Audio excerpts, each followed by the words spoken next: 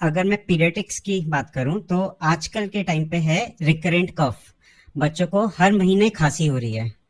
तो the most common cause for this is reactive airway disease. ये एक disease है जिसमें बच्चों का जो एयरवे होता है from throat to the lungs, इसमें स्वेलिंग हो जाती है, नैरो हो जाता है एंड म्यूकस प्रोडक्शन हो जाता है। यानी कि जहां से आप सांस लेते हो वहां आपको चोट लग जाती है।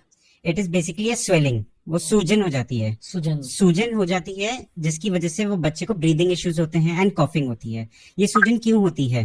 Because of triggers. ये ट्रिगर्स दो तरह के रहते हैं, आइदर एन इन्फेक्शन और एन एलर्जी। इन्फेक्शंस आपके वायरल इन्फेक्शंस आजकल बहुत कॉमन है कि वायरल इन्फेक्शन हुआ और आपकी खांसी ट्रिगर हो गई है। एंड दूसरे होते हैं बैक्टीरियल इन्फेक्शंस। एंड एलर्जीज जो मोस्ट कॉमन जो हम देखते हैं डे टू डे लाइफ में, these are house dust mites, जो आपके कारपेट्स में होते हैं, जो आपके सॉफ्ट टॉयज में होते हैं। Exposure to pesticides, exposure to toxins जो आपके क्लीनिंग एजेंट्स होते हैं उसमें, फ्रेगनेंसेस जो परफ्यूम्स यूज करते हैं वो, cigarette smoke and air pollution.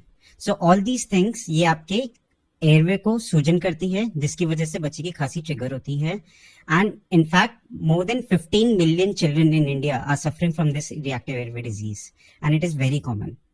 Even parents अगर हो स्मोक कर रहे हो तो वो पैसिव स्मोकिंग भी बच्चे के लिए हार्मफुल है। मतलब अगर आप अपने बच्चे के आसपास सिगरेट फूक रहे हो तो it is equally bad as बच्चा फूके। ये हम इन डिटेल एक प्लान भी ड्रॉ आउट करेंगे सारे यंग पेरेंट्स के लिए।